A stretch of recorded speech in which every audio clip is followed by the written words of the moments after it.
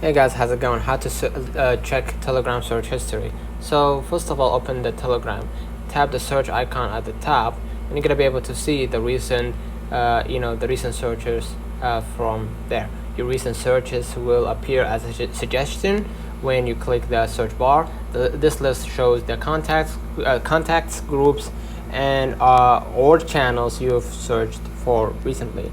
Telegram does not have a separate or the dedicated search history section beyond this. If you want to clear your search history, tap the search icon, tap the clear right here to clear from your search history, and basically that's it. Alright, let me know in the comments if this video helped you. Don't forget to like and subscribe, turn on the notification bell to receive every video we upload. Thank you for watching. We will definitely see you in the next one.